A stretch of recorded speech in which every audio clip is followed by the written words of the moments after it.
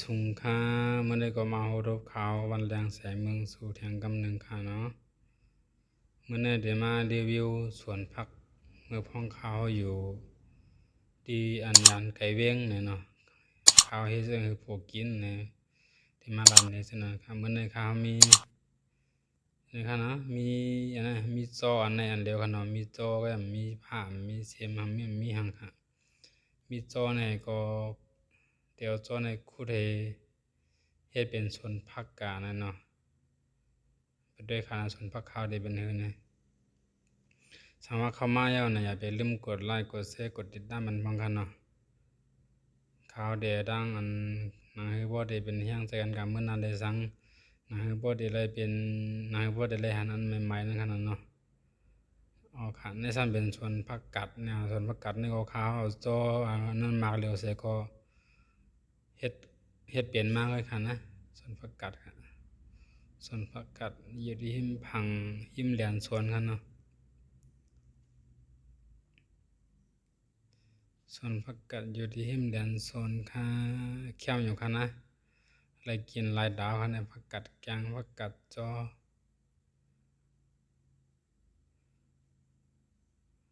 เมื่อพ้องเฮายามเมื่อพ้องยามเฮาอยู่ไกลกัดเลยสังไกลเวียงเลยสังนั่นเนาะมีเสียมมีผ้าก็เฮ็ดไรเอาค่ะนะบ่สนใจในยังอันนั้นยังเฮ็ดซ้ำด้วยค่ะเนาะได้กินอยู่ค่ะแคมอยู่ค่ะสวนผักกัดนี่ก็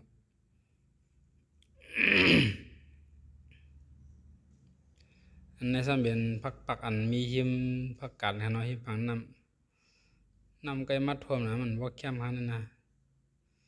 ในสวนผักปักในเป็นผักปักค่ะมี2คุม3คุมเลยกินของคั่นน่ะเลยกิน2ตาค่ะ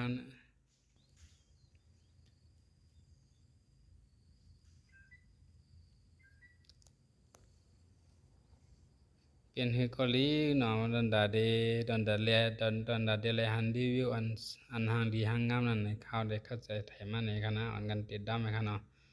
ในก็เป็นผักปักในเป็นจุบกำดุนค่ะนั่นนะจุบกำที่3จุบคำที่3ในค่าใส่ปุ๋ยพิษค่ะนั่นนะเอาหมอก8ก็เอามีตึกมี2นะคะนั่นนะเอาหมอกอะไรกินหมอกอะไรกินใบยอดนั่นเนาะใบมันใบใหญ่ใส่ปุ๋ยพิษก็มันแล้วค่ะนะผ้าเขาก็แค่ไม่ใส่ค่ะนะไม้ว่าซ้อมน้องเลยค่ะนะสมาพี่น้องเขาก็เลยสนใจในจำเลยค่ะเนาะจานกาตกที่ไกลอันมีเข็มอันมีผ้ามีเม็ดนะมีจอนเลยค่ะในเป็นผักน้อยค่ะนั่นนะผักน้อยมีเห็มผักน้อยนี่ก็เลยกิน2-3ตายาวค่ะนะผักน้อยก็แคมเอาค่ะกะหาเอากิ่งไม้อันเบิ่นพันซะนั้นมาเฮ็ดแคมมันมาสั่งมันเป็นผักน้อยจานหมักยาวนะเนาะฉะนั้นผักสมปูอิ่มคิมมะเขือส้มผักกีเมืองกอกจังได๋ค่ะนะพวกเอากล้วยหมดค่ะนะ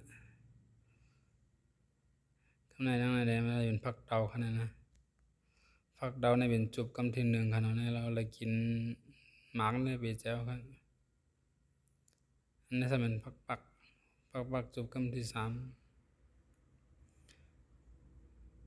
เนี่ยหมักเตาครับเอาหมักเตาในกิน4-5วันทับกันเรากินหมักน้ำเตาได้เลยครับม่วนด่างเขาใส่ปุ๋ยพี่ได้ก็มันเป็นอันหมักค่ะนั่นน่ะบินสานปุ๋ยมีหมักมันเอาหมักมันหมักเล็กๆหมักเล็กๆก็คักขึ้นก็เอาปุ๋ยอันมีอันเป็นอันนั้นน่ะปุ๋ยอันใส่ตัวนั้นมาใส่เมื่อเราได้ใครเกิดกะอีแล้วก็ดึกขึ้น10มีหยอดขึ้นค่ะนะฉะนั้นนี่เป็นข้าวหอมก็ข้าวพกไปกล้วยข้าวก็เข้มค่ะนะเป็นยาดีพกง่ายนะข้าวหมักเกียงก็มี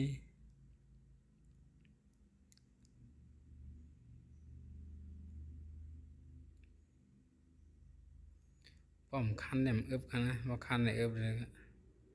อยู่ดีเลยก็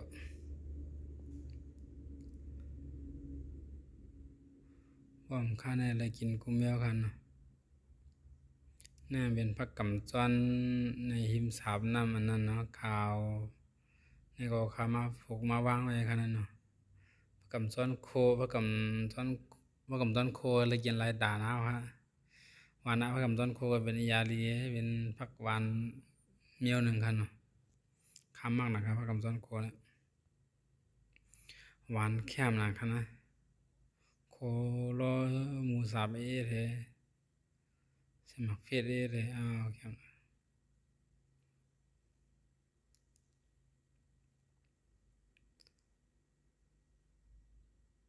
มันกันตั้มได้คันเนาะ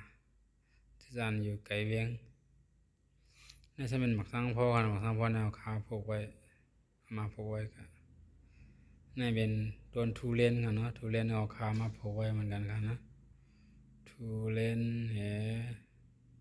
นี่เป็นโหเผือกกันโหเผือกกับพี่น้องที่มาบันในผูกไว้โหเผือกก็มีน้ำหนักกันนะสร้างพ่อขาผูกไว้มี3ต้นกันแล้วนะทุเรียนมี2ต้นกันนะทุเรียนนี่ก็ดังเดี๋ยวเลยกินหมังเลยกินเนี่ยเมื่อตามผูกด้วยกันนะ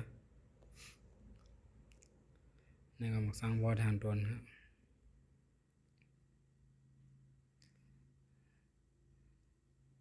นี่เป็นที่ข้าวอยู่กันนะเป็นโรงงานดินข้าวอยู่ไว้เนี่ยต่างหางดีซ่อมหิมห้อมกันเนาะกันโดยซ่อมกันกับสภาวะซ่อมวันนอกกันเนาะคนเรียนอยู่ไกลเวียงกันนะแล้วว่าเข้มแล้วว่าลีมือเดือขนาดบ่ยังก็การดังกินว่ากระสินในกาเด็ดกากันเนาะเป็นเดี๋ยวเลยว่าให้กับหัวจังเลยการอาหารดังกินเขาได้เนี่ยจะได้เป็นต้นทุเรียนเบิ่นละลายคันนั้นนะในเป็นโซนทุเรียนนั่นเนาะต้นทุเรียนเนี่ยต้นงอยจังได๋กันนะเนี่ยเป็นด้านหางนี้ซ่อมหิมห้อมมันเฮาขายอยู่ไว้กันเนาะ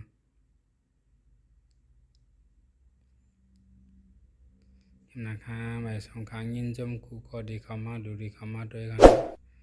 อย่าลืมกดไลค์กดแชร์กดติดตามกันในช่องค่ะในช่องกูก็ค่ะ